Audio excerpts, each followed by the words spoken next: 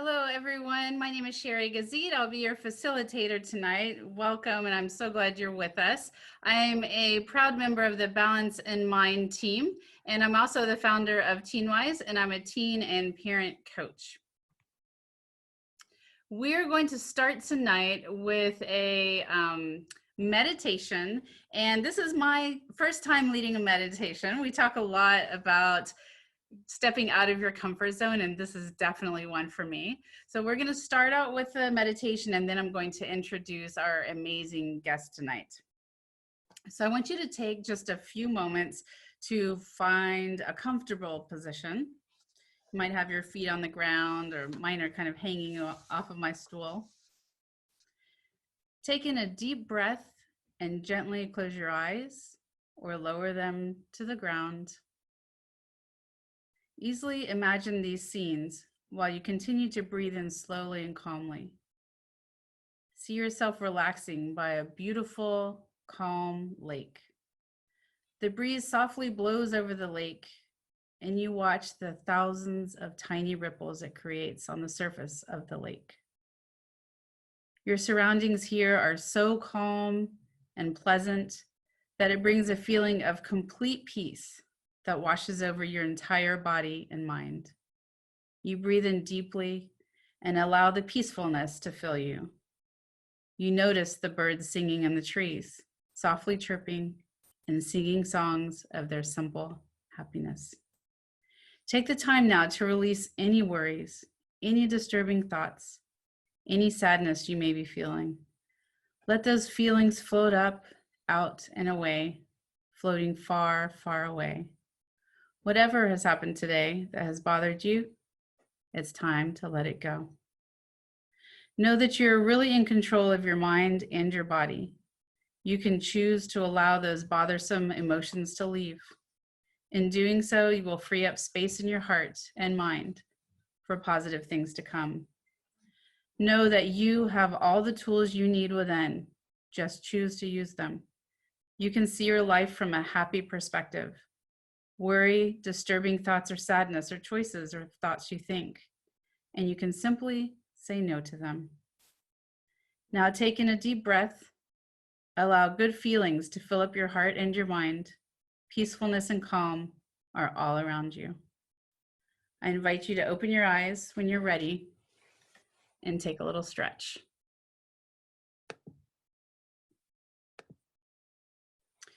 Good evening, everyone. I appreciate you being here. We have the pleasure of having Johnny Fu with us here tonight. And one more screen share really quick. I forgot I have a slide for him too. And I told Johnny this is absolutely the shortest bio that I've ever seen. He is with the Lake Washington School District. He oversees students' well-being implementation. And Johnny, you'll have to fill me in when you come on. There's PBIS, there's SEL, mental health, and school counselors. So he really is at the forefront of making sure that our kids are being taken care of, the whole of the child and not just the academic portion. So we really appreciate Johnny being here because he's what we're all about, balance in mind and making sure that the mental health of our students is being taken care of as well as their academics. So Johnny, go ahead and join us on the screen. Welcome. Hi, good evening, everyone. Thanks for having me, and I'm really excited to be here. I apologize, I'm looking back and forth. There's a disclaimer that I have to, I've learned that I have to give to everybody that joins me in some kind of meeting is I have a 4-year-old who constantly runs about and she might make an appearance tonight and know that she may or may not be naked. And I hope that you guys offer us some grace. She is wonderful and she's getting ready for bed. So there's a chance that she might at least come out once or twice and she might Zoom bomb us a little bit here. So that'll be great. Just want to offer and let you guys know that that's my disclaimer. And I hope that you guys can offer me some grace in that on that front. And Sherry, thanks for inviting me. I'm really excited to be here tonight. And I appreciate you guys allowing me to essentially be in your homes, even though I can't see you guys, but I appreciate you allowing me to be in your home and allowing me to have this time because I know time is valuable. And so Thank you so much. And yes, there's a lot of acronyms, and I know Sherry, you and I laughed about a shortest bio. I'm not a big bio fan, but a little bit to know about me is I'm a father of a 4-year-old and soon to be a newborn. Um, my work and my passion has been in this field since 2008. I've done a lot of work outside of education.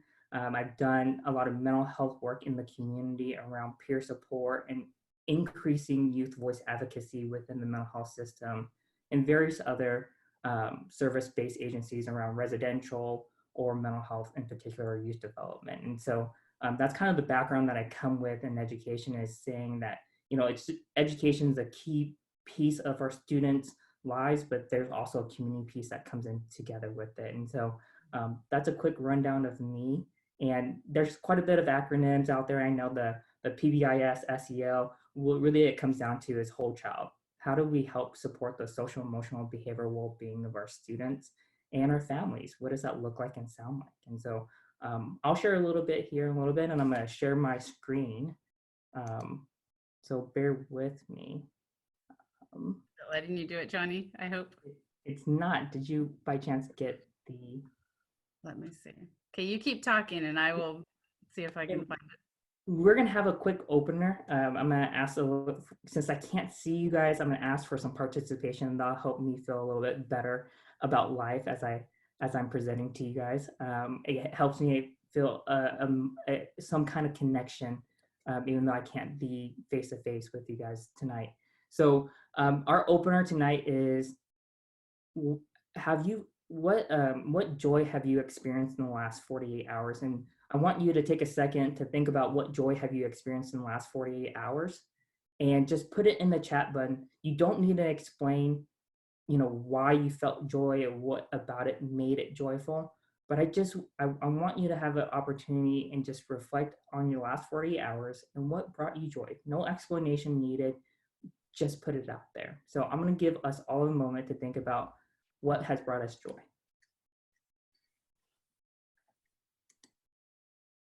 And Johnny, I'm working on trying to get slides to work here.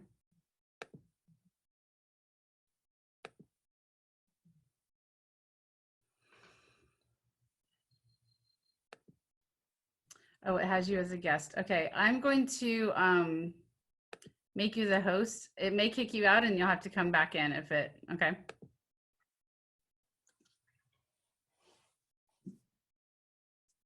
Oh, looks like it worked. Okay, see if you can share now.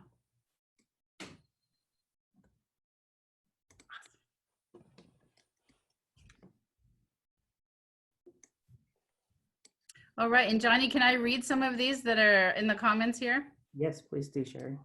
Okay, sleeping in, hold on 1 second. It just kicked me out of there. Let me. Okay, here we go. Oh, there's some good ones here. Oh my gosh, you guys, it's like making me teary-eyed. Baking with my daughter while my son was on a Zoom play date, laughing with my daughter while jumping on the trampoline, talking with my son. That's great. Another one. Good night's sleep, Kent. Can someone help me with that? What is the key to a good night's sleep with a 4-year-old who doesn't sleep in the night? Please let me know. You can type that in the chat box. Yeah. Snuggling with my kids at bedtime, walking,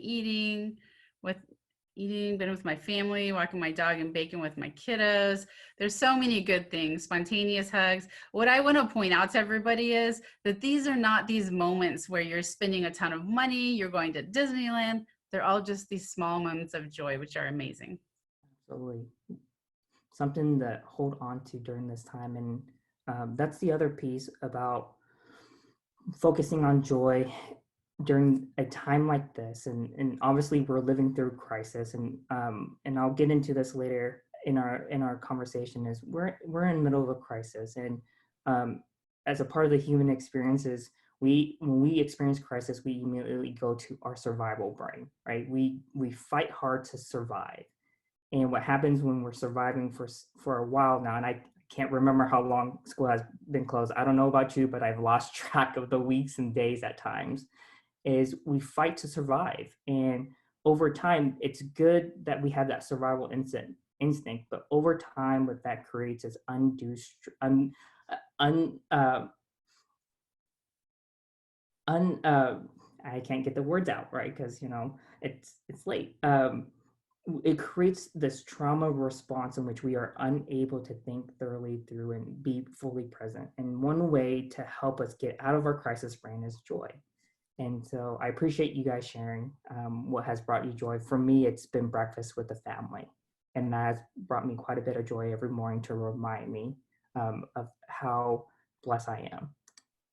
So kind of moving on, I just want to share a little bit about what the student services department is, what we're really trying to accomplish. And obviously it has shifted, and I'm going to share a little bit more about what kind of support we're offering to our community and our schools and our staff and parents and students during this time. But I want to share a little bit about why we do what we do. And why we do what we do is we really believe that students should feel like they matter. I don't know about you, but when you feel like you are recognized, when you feel like you're heard, there's a sense of belonging. And when we talk about sense of belonging, it's about feeling like I have capacity to contribute, and that I'm safe to be able to explore new possibilities. I can be vulnerable. And so that's been a mission of our student service department. That's why we are trying to promote and increase the implementation of social emotional strategies within the schools, and setting up structures that doesn't leave it up to chance. That if a student needs help, we can identify early on.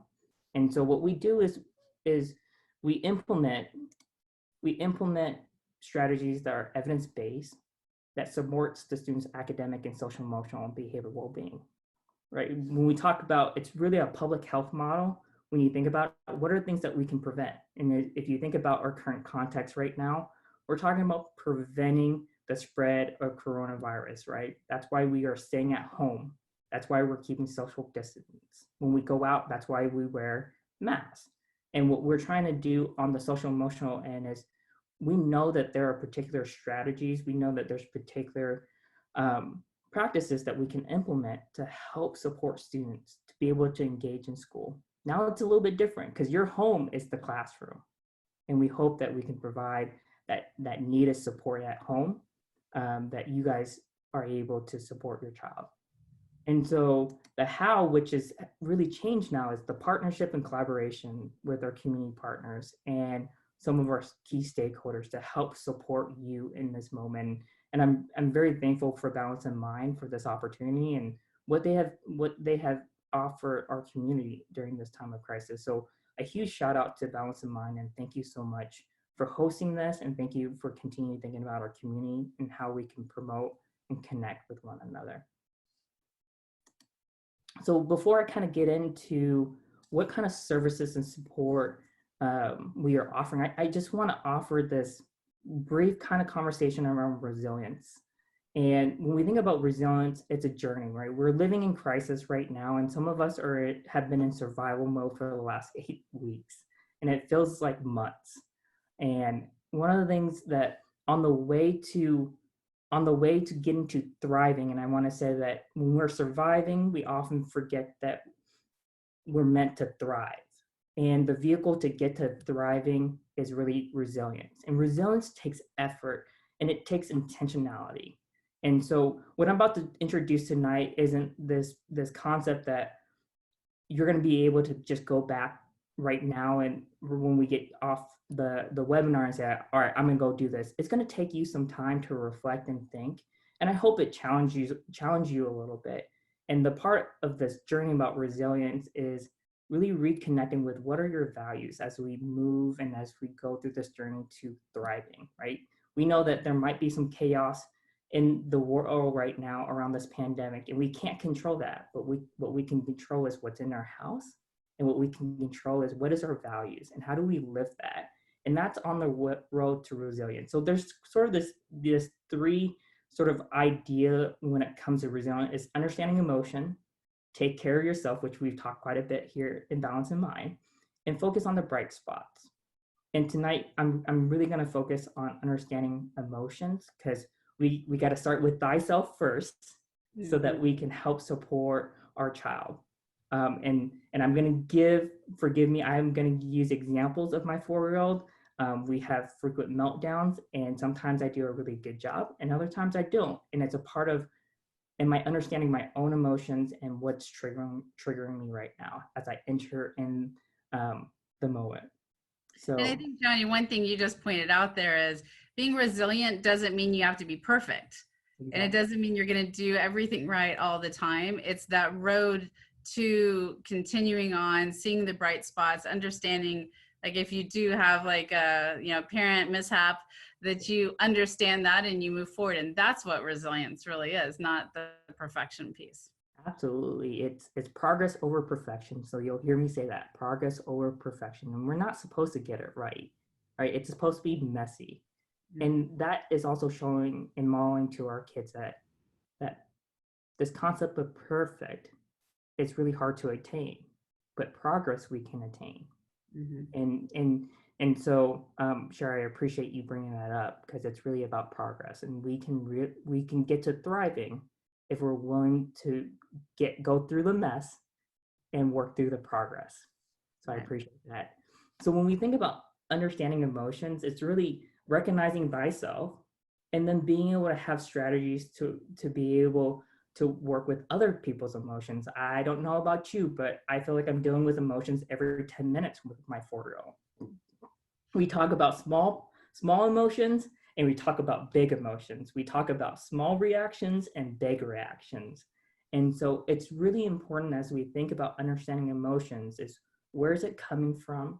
And then where are other people's emotions coming from? And that's about empathy. How can we connect? How can we co-regulate with our children during this moment? Because this is unique. I don't know about you, but this is a unique situation in which we are going through this together and experiencing this together. As parents, oftentimes we kind of plan out, we kind of have like this idea of like, my child's going to kindergarten, first grade, like this is what this is going to look like. But now life has kind of been upended, and we're experiencing this together. And we need to have an opportunity to connect with ourselves, but then connect with our children as well around what is their emotions.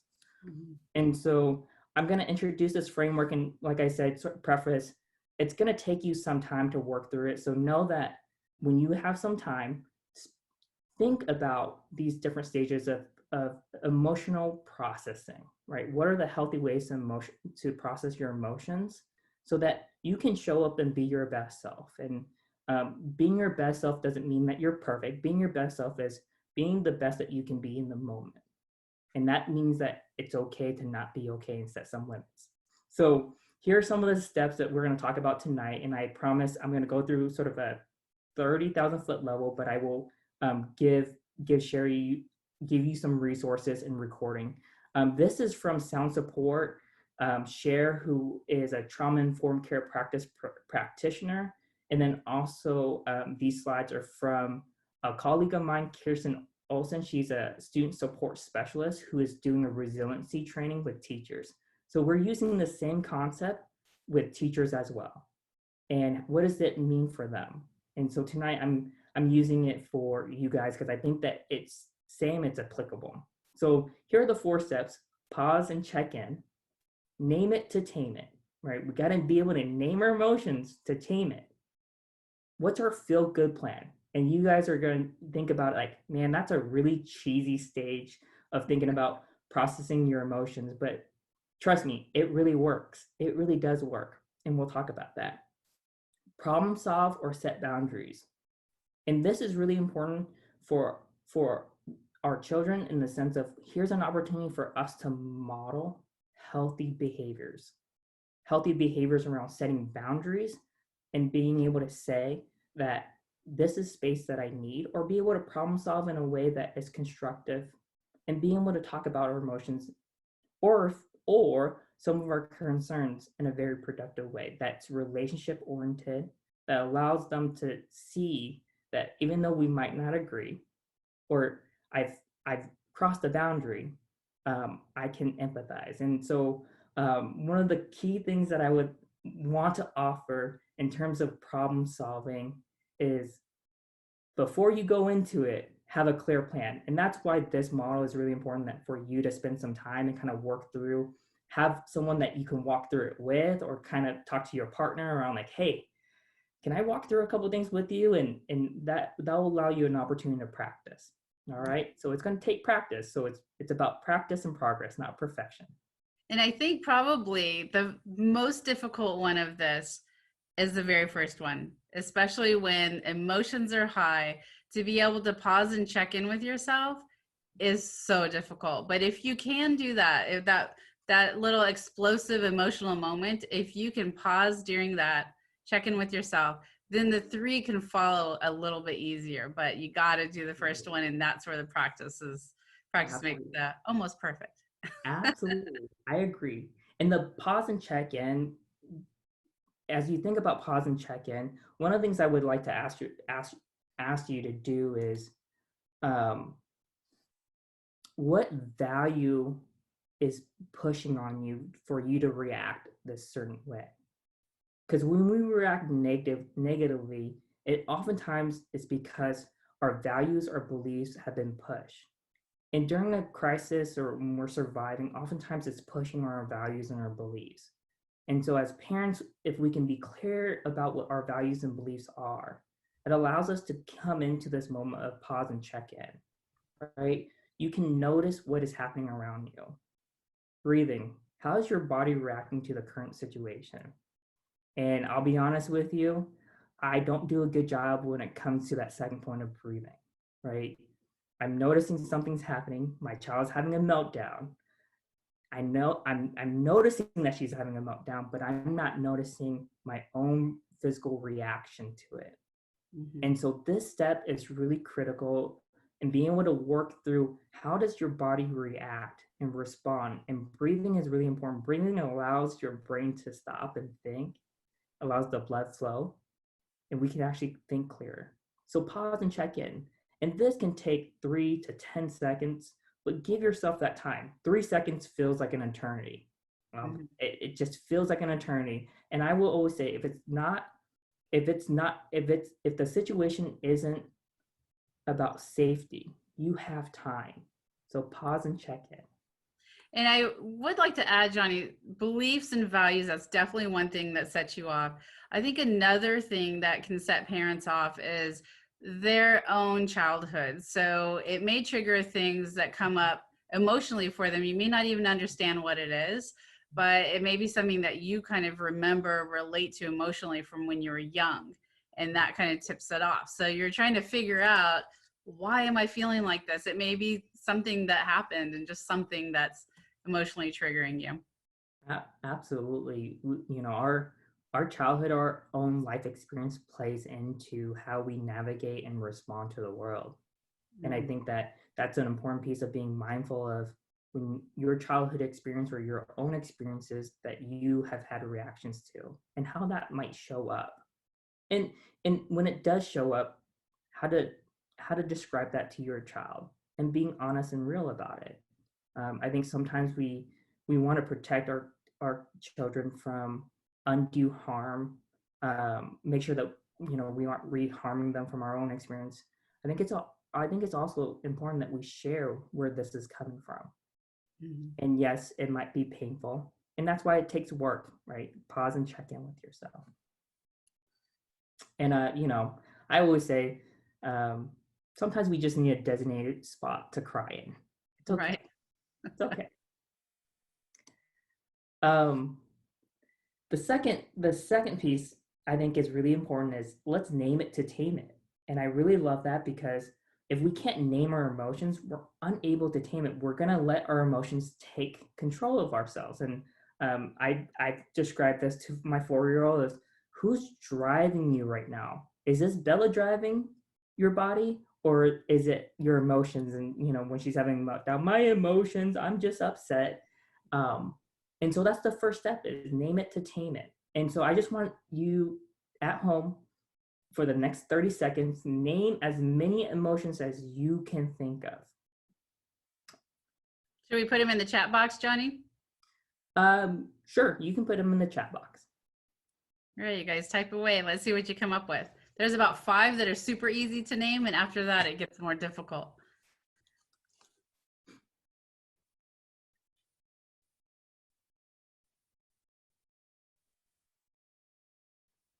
We have joy, frustration, anger, fear, sadness, happiness, anxiety, shame.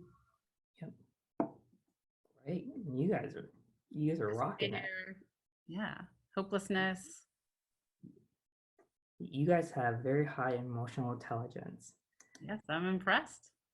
And honestly, the average research shows that people, when they've done this research, about 3 typical feelings come up that people name very fast. It's happy, glad, right? Sad or mad.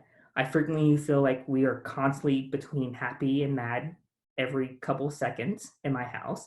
And so on average, it's 3 emotions that we typically can identify very quick. And Mark Brackett and Brene Brown has done this broadcast around permission to feel, and this is by Dr. Mark Brackett. And if you ever get a chance, look up Brene Brown, and she has a podcast, and she talks about vulnerability. She talks about why it's important. And Mark Brackett is a Yale professor who does research around social emotional learning, particularly around what he developed a curriculum called Ruler, and he's a big proponent of how do you a self-awareness on how you self-regulate. And so Permission to Feel is his recent book, and when you get a chance to read it, it's a reading that I would suggest. It's a pretty good reading.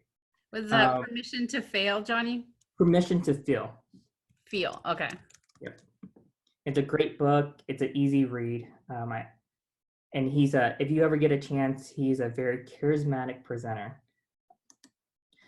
So like many of you guys have described, these are sort of the large buckets: angry, sad, anxious.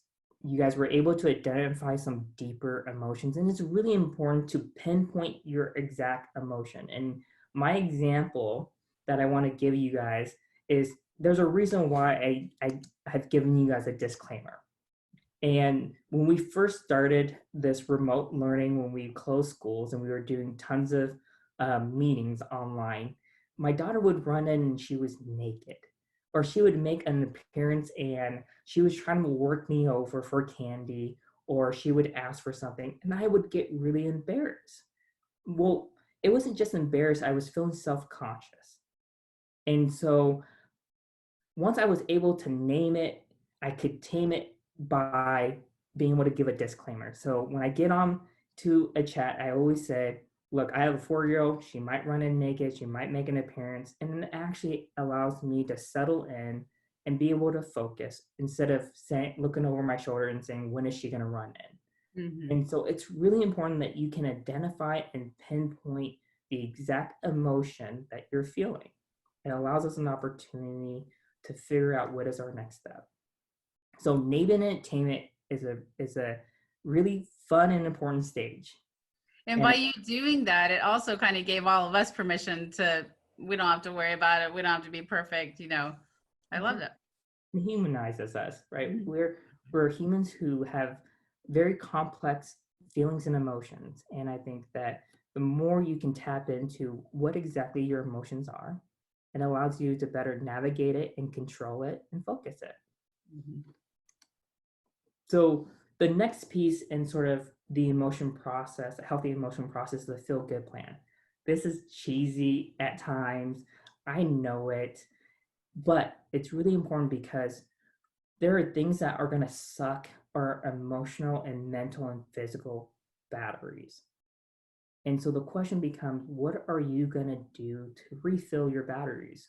And this is a part of self-care, but you need to be intentional about it. My intentionality around feel-good plans is I go on a walk every day. I go on a walk, I get off the screen at some point during the day, and I need to just go walk and process. It's my feel-good plan to get me back in alignment. On there also is my wife. She's my rock. She allows me to process, even though she thinks I'm crazy at times, but it's someone I can go to. Someone I can go to with a listening ear and non-judgment. So and I'm going to preface this, if you put a person on your list, make sure that they are a non-judgmental person that you can go to, that it's going to be helpful to you. We all have friends that we go to who we can describe what we're going through, and then they get spun up with us, and then we get even more spun up. So whoever is on your list, make sure that they don't spin you up, but they ground you. So when we think about our feel-good plans, there are some really important pieces to think about. Is how are we breathing, movement, and helpful self-talk. So if you're doing this by yourself, helpful self-talk is so important. It's easy for us to see all the negatives. An example is when you get in the car from work, when we used to do that, what are the first 5 things that come to mind? Is it all the great things that you've done that day, or all the things that happened that weren't so positive? It's almost human behavior to focus on the negative. And so we have to work really hard at changing up that narrative and that self-talk. We have to turn it around and say, we did our best today. I showed up my best self and I gave it my best try. Have I done better? Absolutely. And I can try back tomorrow. I can come back tomorrow, hopefully get a good night's sleep. Hopefully my child gets a good night's sleep, and we can show up again and try this again. So that self-talk is so important. And I think that self-talk starts in the morning, like before you even get out of bed. What are you thinking to yourself? Oh my gosh, here's another shelter-in-place day. I have to get up for the Zoom call. Or is there an excitement? Can you think of those positive things first? Absolutely. And when you're on those Zoom calls, or when you are, getting ready with your child and talking about the schedule and routine for the day, is this, please, I hope that telling yourself like, we just need to get through today, or today's going to be a great day. Today's another opportunity. I know that sounds cheesy, but after you practice it a while, it really does shift and change. And you can see opportunities versus trying to survive, right? When you say, let's just get through today, we're in survival brain. And all we are saying to ourselves is to get to 6 o'clock, 8 o'clock, so that everyone goes to sleep and then I can just breathe finally. Mm-hmm. That's not the way that we want to live, right? We want to experience the joy of our days. And this is particularly important right now because right now, with all of the things going on with school and the uncertainty, a lot of parents are kind of getting themselves worked up. Like, this isn't right. They're not doing this. Your teacher said this. And our kids are soaking it all in. And so it's difficult for us if we're like going into that negative space and then we're like, okay, kids, go get on and do your work and have fun. And, they're listening and they soak that in. Oh, absolutely. We are the tone setter for our children, right?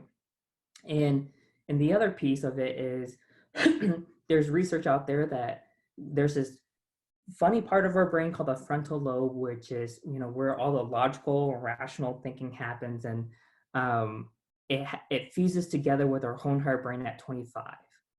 And something I always tell teachers is, if you have 25 students in front of you who don't have necessarily really logical brains happening because they haven't fused together yet, whose is the most logical brain here? And how do we model that? And they're looking at our reactions, because whatever our reaction is how they're going to respond. They internalize that. Kids are really great at that. Yeah. The other part of the feel good plan, and I need to preface this, and it's really important, because as humans we have this, and is a feel good plan is not indulging in vices, right? It's not to say don't have a drink. It's saying don't go to a part of your feel good plan should not be multiple drinks, so that we are avoiding or escaping whatever the pains or struggle of the day. That's not healthy when we don't process. An example for me is my vice, and I always have this in my office, is candy. I am a gummy fan. I really love candy. It's a vice of mine. Is when I'm stressed, I tend to go to candy. And it's a way for me to avoid, it's a way for me to not really think about how my body is responding. And so over time, I've had to work on when I want to reach for that candy, I'm going to reach for my drink instead. That I have designated time in which I will engage in candy eating, but not overindulge. And so vices are not a part of our feel good plan. Oftentimes, vices actually makes us feel worse because we are not resolving some of the challenges or the emotional responses that we're having from a particular situation. And so I just want to be very clear about why your feel good plan should not be a vice. Yeah. And that's right now there's lots of memes and stuff and jokes going around about your quarantini and all of these things, which it's fine to joke around about it, but we need to be mindful of what message we're sending to our kids. Oh, I'm stressed, I'm going to go get a glass of wine. Or to say, I see all the mom memes about mommy needs wine to get through parenting or get through the day. And again, funny, but we need to think of the messaging that we're sending to our kids of, oh, okay, if it's stressful, that means you should drink. And we just got to be careful with that. Exactly. And it's okay that a part of your feel good plan is humor. Right? Just the other day, my humor was going on YouTube and watching really funny YouTube clips of The Office. It was a part of my feel good plan. The other feel good plan that I have, and it's kind of cheesy, is I like to watch sappy things that kind of make you kind of teary eyed. And so that's a part of my feel good plan because it re energizes me to show up the next day. So the next and final stage, and I promise you, when you sit down and intentionally think about this process and kind of map it out, it takes you about 15 to 20 minutes to do so, and talking to a friend or your partner about it happens, things are going to happen really fast, and you have a plan to go back to. And the last piece is problem solve or set boundaries. So what's most important for you to pay attention to in the moment, right? So it's a question that prompts you to think about what is the need? What is the most important need? Sometimes we feel overwhelmed. Sometimes there's just so many things that we're rushing through. I frequently am trying to figure out, how am I going to make this meeting, get my child to quiet time, or to pop to the bathroom, or a snack, or. Many of you guys are probably connecting with that, or mom, dad, can I have this? Mom, dad, can I have this? Right? When you're in the middle of a meeting and you have deadlines, or you're trying to sustain work time, right? So what's important for you to pay attention to now? Or it might be, what am I needing right now? That might be communicating to your partner or communicating to your children and saying, dad or mom needs this quiet time. And that means that they might get screen time for an hour or two. And that's okay. That is okay. You're setting some boundaries. You're being able to meet your own needs so that eventually you're going to be able to meet your child's needs. That airplane, public service announcement that you get, right? You got to put on that mask first. And then what could I say no to right now? It's setting limits and boundaries. Sometimes you have to set that limit and boundary, and it's key that you know what that boundary is and be able to map that out. And that goes back to values. What is your value and what are your beliefs? And boundaries are oftentimes set around those. So that's the 4-step emotional processing plan. And it's going to take some time. And I hope that you find some time tonight or the next coming days to kind of think through these four steps as things happen. So a reminder, pause and check in, name it to tame it, feel good plan, and it's okay that it's cheesy, then problem solve or set boundaries.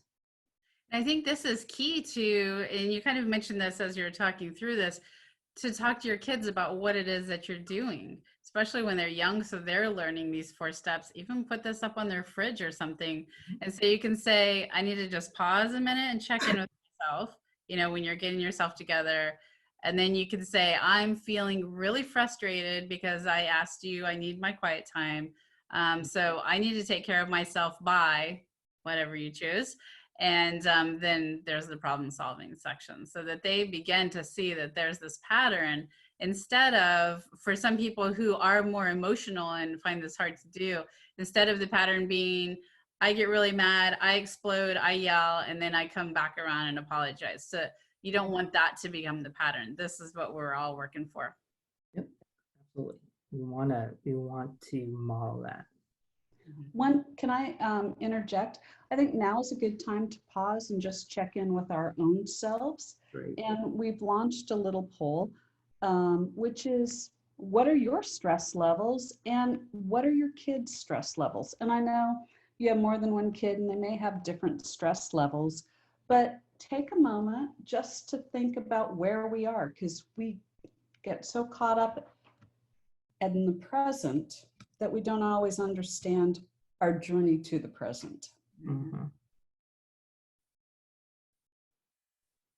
Can everybody see that poll up there?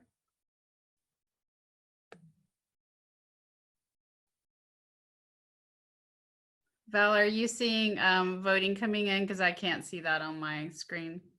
I am seeing voting coming Okay. in. Thank you.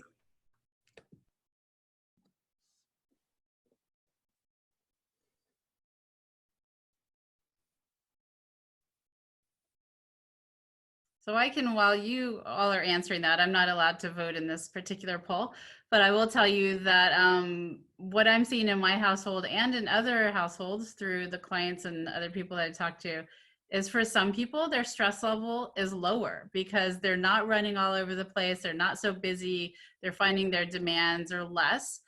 For some people, the stress is extremely high. I will say single parents, this stress is really high, especially if they have the younger kids.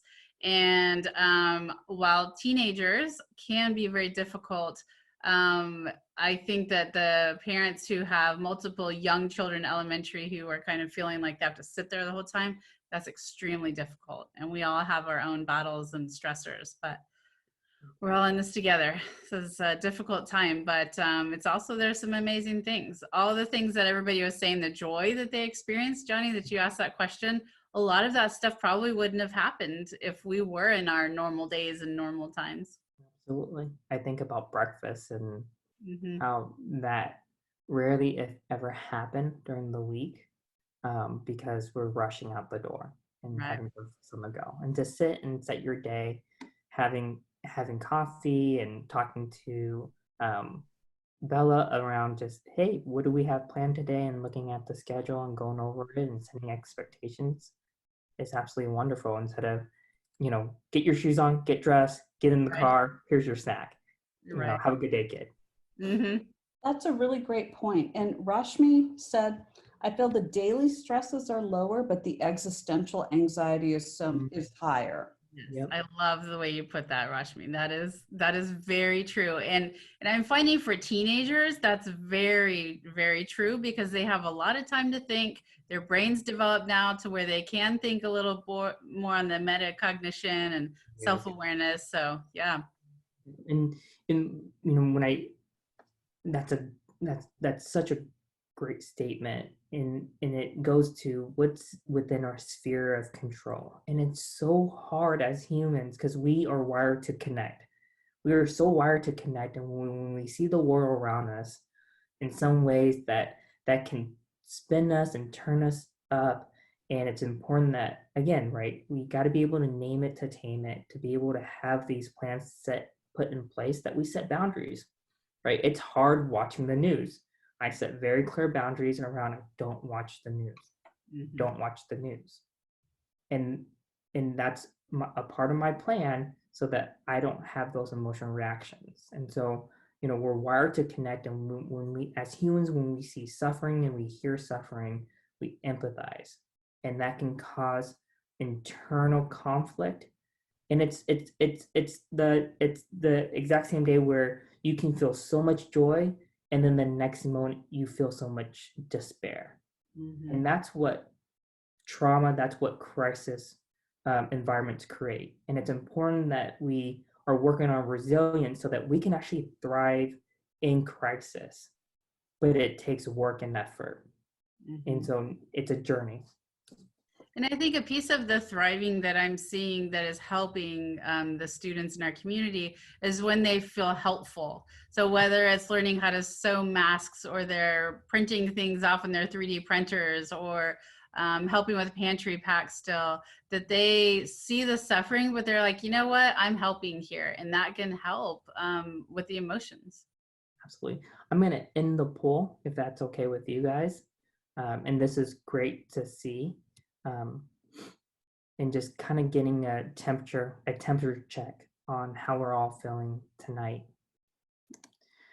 The next piece that many of you guys were all on here tonight is what kind of support is Lake Washington offering? And to let you guys know sort of some context pieces, when we were first heading into closure, it was a key priority of our organization, and we constantly ask the question is, what are our students going to need, just not academically, but social emotionally? And so I'm so proud to be a part of an organization that sees this and values this, that I get to be a part of it.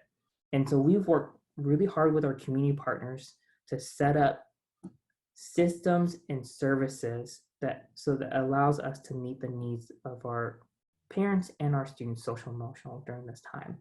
And I just have to get at, the first piece is I just need to give a shout out to our Lake Washington School District school counselors. I can't tell you how hard they've worked, and they've worked around the clock around making sure that students have what they need. And so a little bit, and I'm not going to go through all this, but our elementary school counselors, they are working around the clock thinking about what students need food, what students need school supplies, what kind of resources parents are needing access to. They are working around the clock just to make sure that our kids have their basic needs. So I just have to say that our 31 elementary school counselors, huge props to them during this time, making sure that they're meeting families where they're at. Our middle school counselors and high school counselors are still focused each and every day to say, how can we engage and connect with our students? What are they struggling with, and how can we meet them? Our school counselors, and I'm just going to say I'm very appreciative. Here are some of the things that they're kind of focused on. So on middle school level is, how do we identify students who need additional support and connecting them with outside resources? And I'll talk about YES a little bit. Providing remote learning access, and I know that is a cause of anxiety for some parents, and they're working really hard to find the kinks. They're working really hard to advocate around hotspots, or how can we be creative in getting internet access for our families. Our high school counselors right now are working around the clock to make sure seniors graduate.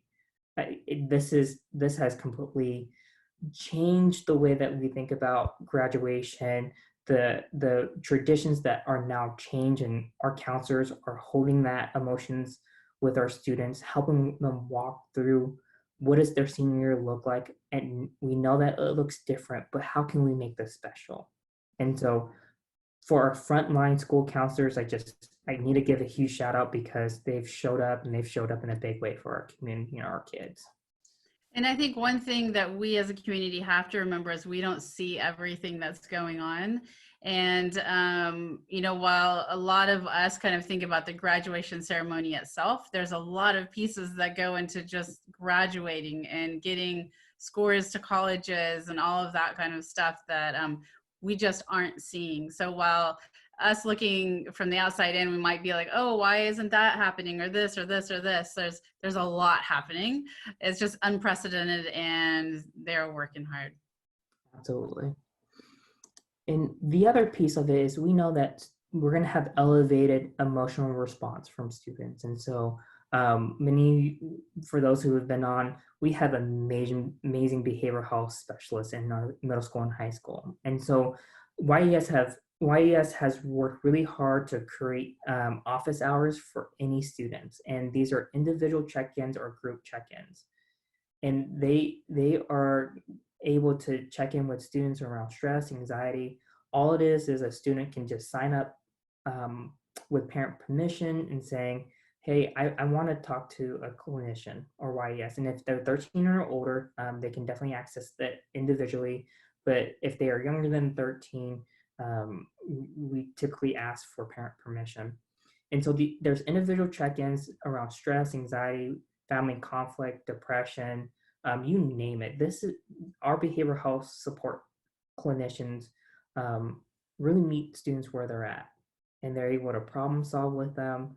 And then also thinking about how can they connect them to additional resources if need to be. And then also holding group support, cognitive behavior therapy sessions or coping strategy groups, and they've just been an amazing partner. And I know that Balance in Mind, you guys have loved and appreciate them as well. And they are a huge partner, and definitely appreciate them stepping up during this time.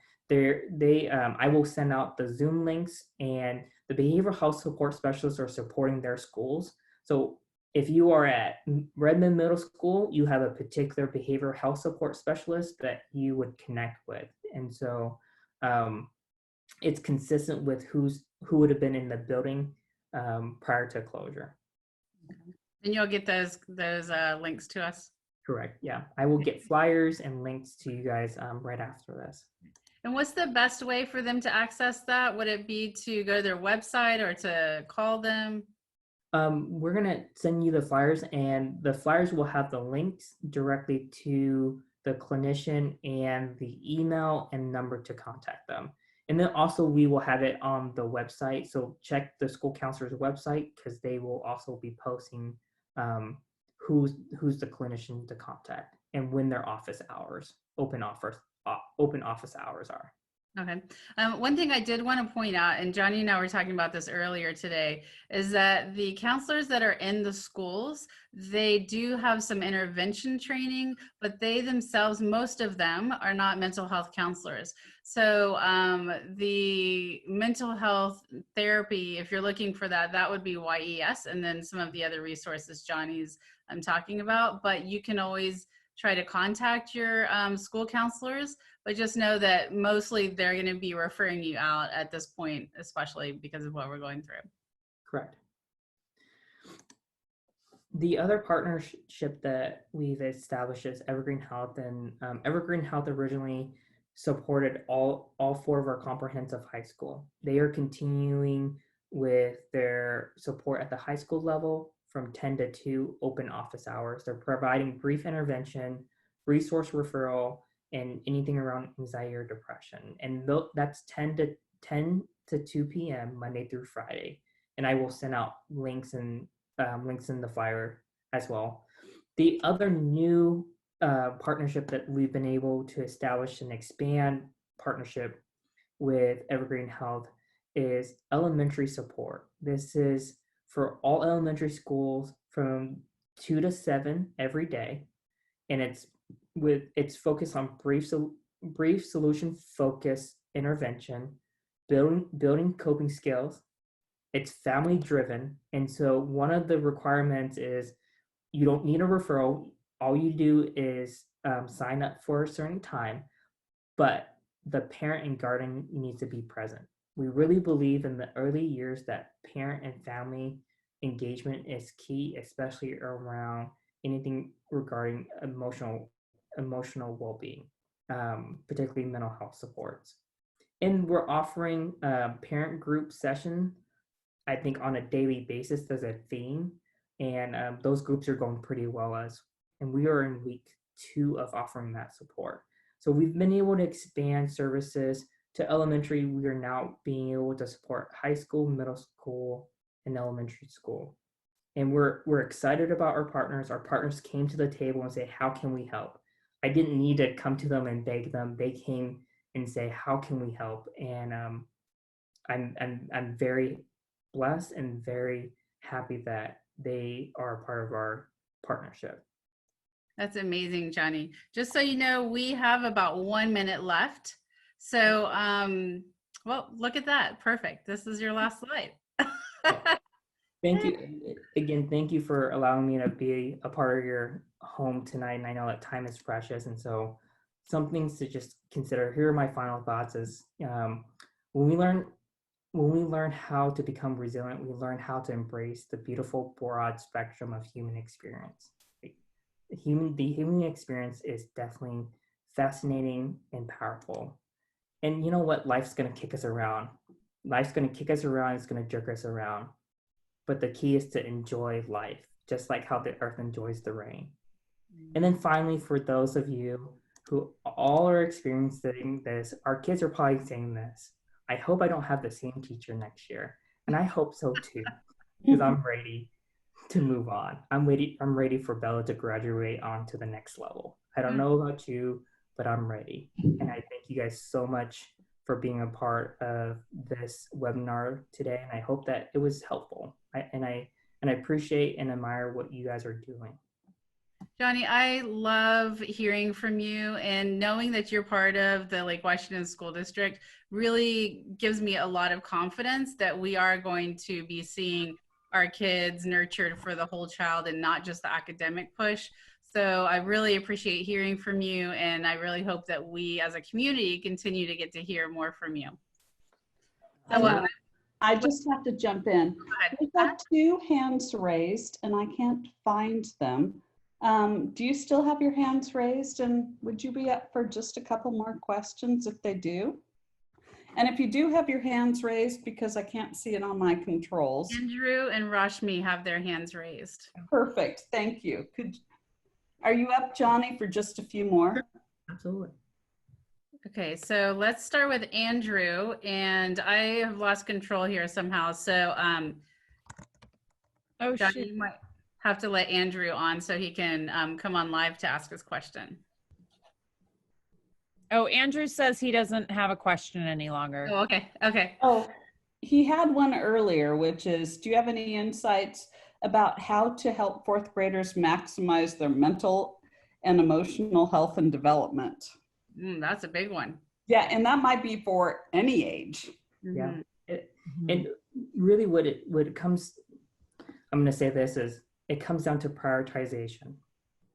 Is when we're in a moment of crisis, when there's a lot of things flying at us, the question becomes, what do we prioritize? What do we put our energy towards?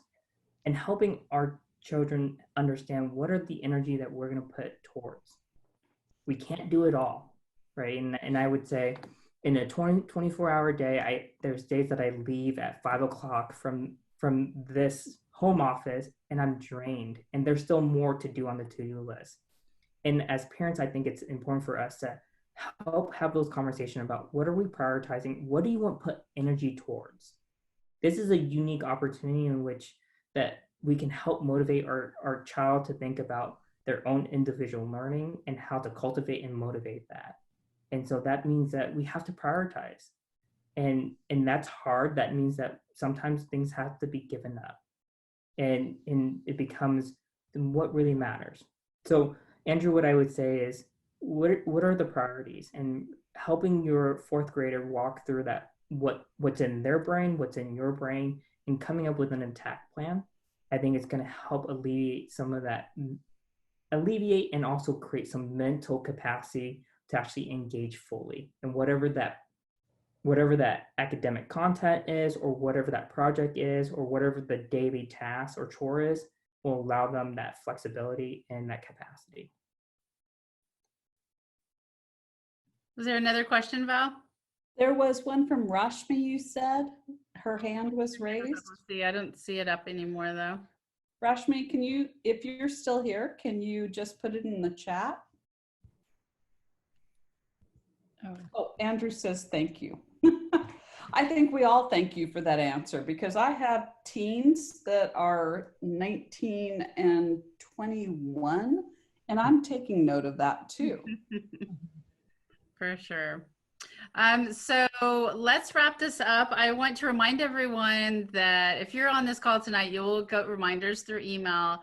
Next week, we have resilience coming up, and Val made a great slide with all of it, but I can't share my screen right now. So just know that those are coming down the pike. I know that Johnny talked about resilience briefly tonight, and we're going to dive into that even more with the YES counselors. We're going to have...